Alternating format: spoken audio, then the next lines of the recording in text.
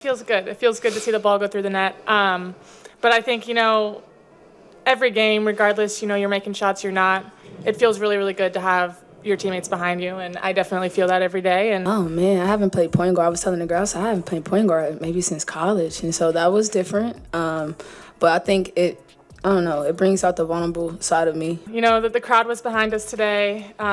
It's fun to walk out of the gym on a high note and on a make. And I saw the time going down, so I was trying to pull out my inner Kelsey Mitchell. 6 players down, Caitlin Clark out, no bench depth. That should have been the end of the Indiana Fever's chances against Minnesota, right? But then something wild happened. Lexie Hull didn't just fill in, she lit the court on fire with 23 points and nearly 40 minutes of non-stop energy. Here's the part you don't know. She wasn't waiting for plays to come to her. She was actively hunting shots and attacking defenders who weren't ready for her confidence. The question is, did we just watch Lexie Hull's transformation into Indiana's hidden star? Imagine walking into a game and realizing you don't even have half your team. That's what the Indiana Fever were staring at before tip-off. 6 players were completely unavailable, and we're not talking about the 11th or 12th woman on the bench. We're talking about real pieces of the rotation. Caitlin Clark, the face of the franchise, was already ruled out. On top of that, Christy Wallace-Cunningham, Erica Colson, Ari McDonald, and Shakira Bibby were all unavailable too. And if that wasn't enough, during the game, Demira Sims went down, leaving Indiana even thinner. Every coaching staff fears nights like that because you basically have to throw the rulebook away and just hope to survive. I think for me, it's focusing on doing the right thing, taking the right shots, being in the right place, focusing less on the outcome of things.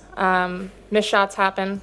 It's going to happen in everyone's career. Man, I don't know. That LA one felt good for us because we didn't quit. And then, life happened the other night at the Valley. So we could have looked at it like, oh, woe is me. And, we don't have enough players. And we didn't. Kelsey's not giving herself enough credit. Her and Sophie putting themselves before the team, making sure that they're sacrificing, playing out of position, doing things that they don't normally do, maybe uncomfortable, but I think they both really did a great job of. Think about it. When you lose Clark, you don't just lose points. You lose the person who sets the tempo of the entire offense. When Cunningham and McDonald are out, there goes your secondary ball handling. Without Colson and Bibby, suddenly you can't stagger your rotations the way you normally would. Then when Sims had to leave, it was like the final straw. Minnesota came into the building looking at this situation and saw a chance to bury them early. With so few guards and wings available, the Fever had almost no room for mistakes. How can you protect your stars when there's no bench to spell them? How do you even keep pace when your rotation looks completely patched together?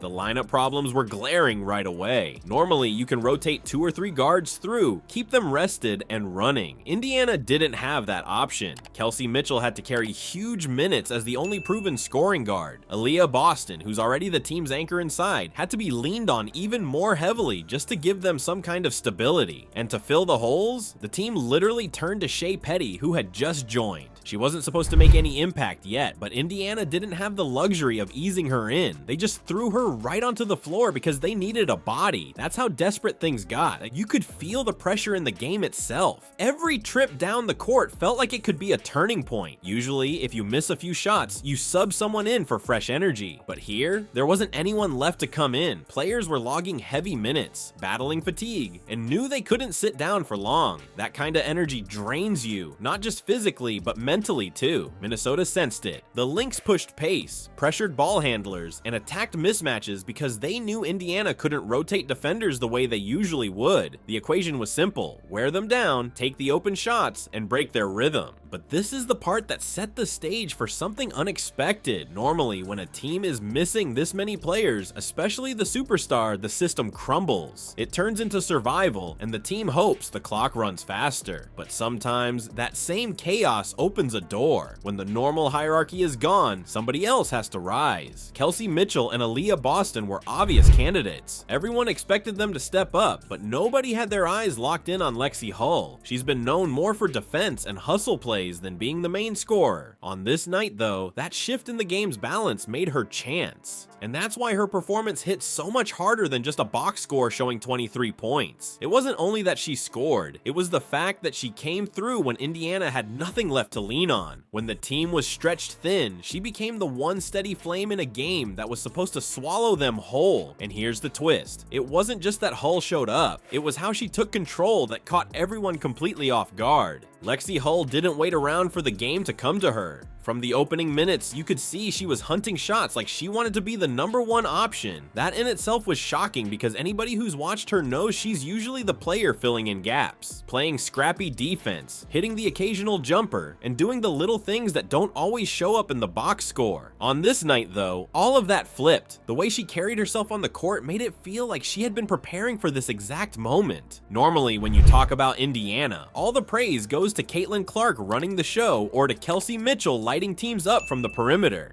Some nights Aaliyah Boston gets her shine for dominating inside, but Hull, she's mostly been seen as a safety option, someone reliable who can defend wings, hustle on loose balls, and be the glue between stars. That's why Minnesota didn't put their focus on her early. They were worried about Mitchell, they were keyed in on Boston, and they figured anyone else could be managed. That assumption played right into Hull's hands because she took those windows and forced them to respect her game. You could see it in specific plays. In transition, she sprinted the lanes with purpose, never jogging, always forcing defenders to turn their heads. One sequence had her leak out after a deflection, and instead of waiting for Mitchell or Boston to set things up, she filled the wing, caught a pass, and drilled a 3 with no hesitation. That quick release was a theme the entire night. When the ball swung around the perimeter, she didn't hold it or overthink. She fired. The result? A rhythm that had her teammates looking for her more and more. And she didn't only stay outside the arc, she mixed it up by attacking closeouts.